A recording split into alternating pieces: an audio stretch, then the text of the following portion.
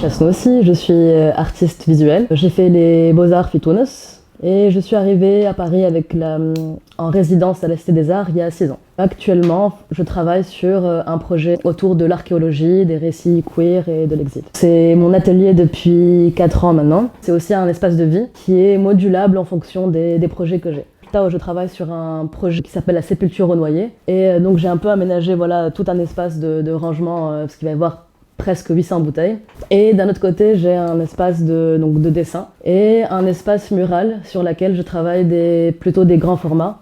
Quand j'étais petite, j'ai toujours voulu être archéologue. Ça a commencé par des accumulations d'objets. Le dessin est venu vraiment instinctivement, hein. Très très jeune, je dessinais un peu partout sur les murs. Et donc je pense que la vocation déjà de faire les beaux-arts, c'était vraiment comme une évidence. Peut-être il y a à peu près 2 ans, j'ai commencé un peu à renouer avec l'aspect un peu archéologique, et donc du fait d'accumuler des objets, etc. J'ai un rapport un peu monomaniaque, voire obsessionnel au dessin.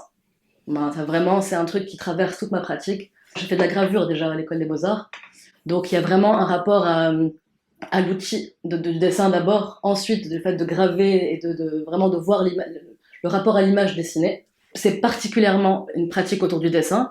Et ensuite, avec ça, grâce à la fiction, je pense que j'utilise ça pour parler de réalité qui me traverse, des questions de genre particulièrement et de sexualité, des questions aussi assez récemment, depuis que je suis en France aussi, des questions d'exil, de traversée, de migration. Et là, voilà, tout ça se mélange avec l'histoire du corps, avec la question de la mémoire aussi, d'où vraiment le spectre archéologique qui traverse tout mon travail.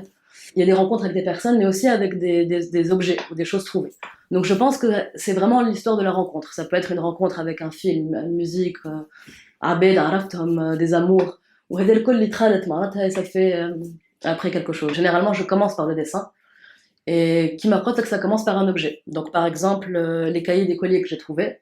Donc petit à petit, il y a eu le fait de dessiner dessus, puis le fait de les exposer de différentes manières. Petit à petit, ça a créé cette encyclopédie d'anti-savoir. Ça commence vraiment par un support. Donc j'ai trouvé des rouleaux de papier peint sur lesquels j'ai dessiné à l'envers. Je fais des dessins vraiment sur la longueur en fait, presque parfois sur 10 mètres. Et donc c'est vrai qu'en accrochant ou en voyant la pièce telle quelle, ça me rappelle des manuscrits, d'anciens manuscrits. Et donc petit à petit, ces manuscrits, je les inscris dans cette fiction qui pour moi est un parallèle à la réalité, mais c'est aussi la meilleure manière de parler de la réalité. Le rapport au regardeur s'est fait au fur et à mesure. Je fais en sorte, à chaque fois que je fais ce travail, qu'il soit accessible physiquement. Par exemple, j'encadre jamais mon travail. Hatta Sarat, il est posé au sol, il y a possibilité de te le fil, littéralement. Que généralement, une œuvre d'art est très sacralisée.